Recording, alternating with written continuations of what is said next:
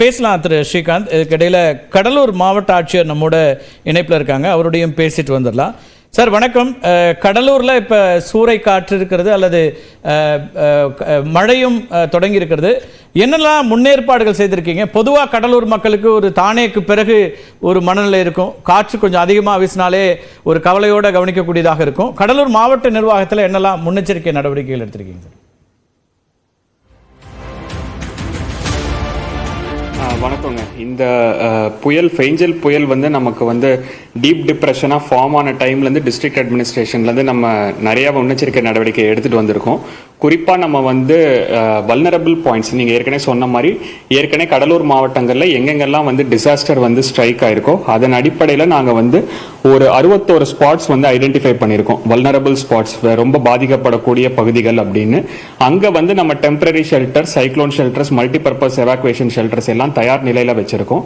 நம்ம இந்த மாதிரி ஒரு 42 சைக்ளோன் ஷெல்டர்ஸும் ஒரு 191 டெம்பரரி ஷெல்டர்ஸும் டிஸ்ட்ரிக்ட் ஃபுல்லாக ரெடியாக வச்சிருக்கோம்.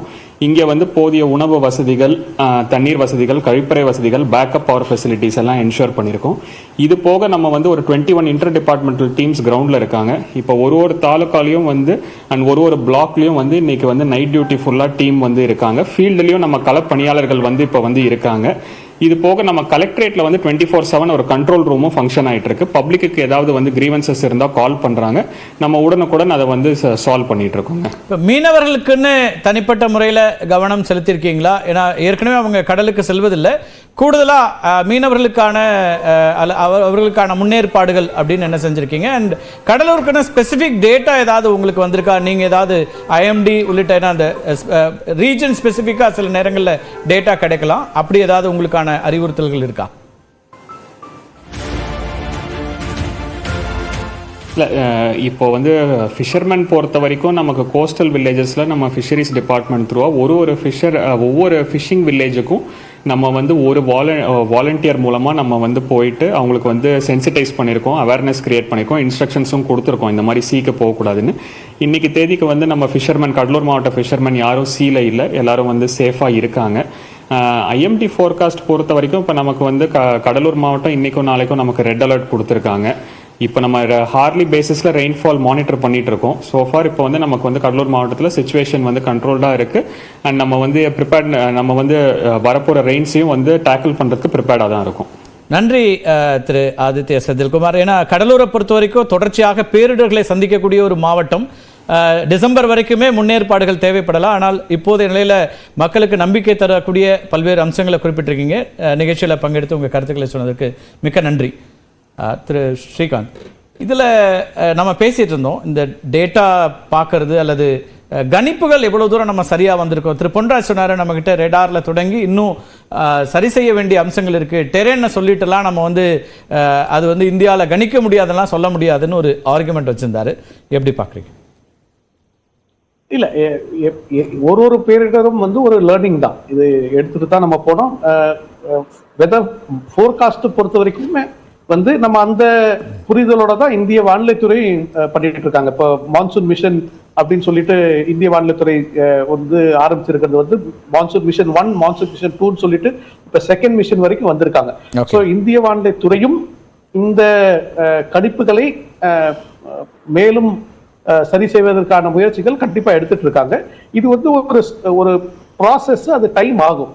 பட் இதுல ஒரு பார்ட் நம்ம பொன்ராஜ் சார் சொன்ன மாதிரி சேட்டலைட் இமேஜரியா இருக்கட்டும், இல்ல ராடார் அப்சர்வேஷன்ஸா இருக்கட்டும், அந்த பார்ட்டும் நிச்சயமா நம்ம முன்னேற்பாடு இம்ப்ரூவ் பண்ணணும். ஃபார் எக்ஸாம்பிள் தமிழ்நாடு கவர்மெண்ட்டே எடுத்துக்கோங்களேன், ராமநாதபுரத்தில் ஒரு ராடாரும் ஏற்காடுல ஒரு ராடாரும் போட்டுட்டு இம்ப்ரூவ் பண்றதுக்கு இது எடுத்துட்டு இருக்காங்க. இந்திய வானிலைத்துறையும் அதே மாதிரி பண்ணிட்டு இருக்காங்க. சோ இது ஒரு கண்டினியூஸ் ப்ராசஸ், இது இவால்வ் ஆயிட்டே தான் இருக்கும். அப்சர்வேஷன்ஸ் ஒரு பார்ட், ஃபோர்காஸ்ட் இம்ப்ரூவ்மெண்ட் ஒரு பார்ட், இது கண்டினியூஸ் இது. பட் இது எல்லாத்தையும் தாண்டி கம்யூனிகேஷன்ல ஐ திங்க் அதுல we should also focus. அதுதான் நம்ம மிஸ் பண்ணிட்டு இருக்கோம் நினைக்கிறேன் நான். Right, okay, thank you. திரு பொன்ராஜ், எப்படி பாக்குறீங்க? இதுல உங்க பாயிண்ட் ஆஃப் வியூ என்னன்றதை நான் நிறைவு கருத்தாவும் எடுத்துக்கிறேன். எஸ், அதாவதுங்க, ஒன்று டெக்னாலஜி அப்கிரேடேஷன் கண்டிப்பாக பண்ணணும். அது அந்த லைனில் போயிட்டு இருக்காங்க. இன்னும் கொஞ்சம் கூடிய விரைவில் அதுக்கான மேபி 2025 நம்ம அந்த நிசார் சேட்டலைட் லான்ச் பண்ண பிறகு ஒவ்வொரு மாடர்ன், அதாவது சிந்தட்டிக் அப்பர்ச்சர் ரடார் இன்ஃப்ராஸ்ட்ரக்சரை வந்து ஒவ்வொரு மாநிலத்திலும் ஏற்படுத்திய பிறகு நம்மளுக்கு இந்த அக்யூரேட் ப்ரிடிக்ஷன் வந்து பாசிபிளா இருக்கும். இது வந்து இது technology upgradation, it will take its own time. நம்ம ப்ரிப்பேர்ட்னஸை பொறுத்த வரைக்கும், ஹேண்ட்லிங் பண்றதை பொறுத்த வரைக்கும் தமிழக அரசு சிறப்பாக செயல்பட்டு கொண்டிருக்கிறது. அவங்களுடைய ப்ரிப்பேர்ட்னஸ், அவங்களுடைய எவாக்குவேஷன், அப்புறம் வந்து ரீஹபிலிட்டேஷன் சென்டர்ஸு, அப்புறம் வந்து கவர்மெண்ட் மிஷினரி வந்து இதுக்கு தயாராக இருப்பது, இதெல்லாம் ஓகே.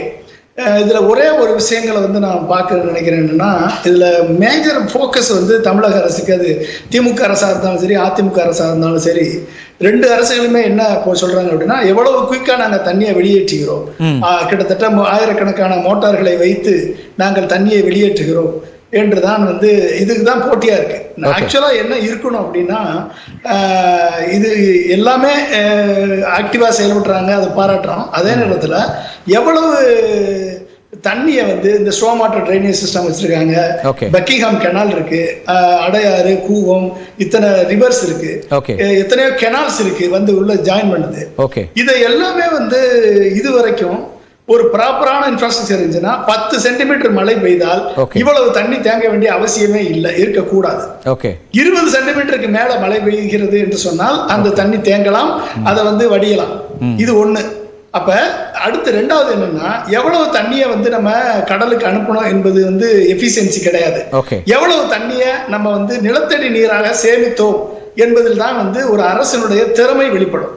அப்ப இதுவரைக்கும் அந்த அந்த நடவடிக்கையை தமிழக அரசு செய்திருக்கிறதா என்று சொன்னால், தண்ணியை சேமிப்பதில், நிலத்தடி நீரை சேமிப்பதில் கிட்டத்தட்ட அது அதிமுக அரசு இருந்தாலும் சரி, திமுக அரசு இருந்தாலும் சரி, ரெண்டு அரசுகளுக்குமே நான் பல்வேறு முறையில் நம்ம சொல்லிட்டு இருக்கோம், நீங்க வந்து நிலத்தடி நீரை சேமிப்பதற்குரிய ரீசார்ஜிங் போர்வெல்ஸை உருவாக்குங்க, இன்ஜெக்ஷன் போர்வெல்ஸை உருவாக்குங்க.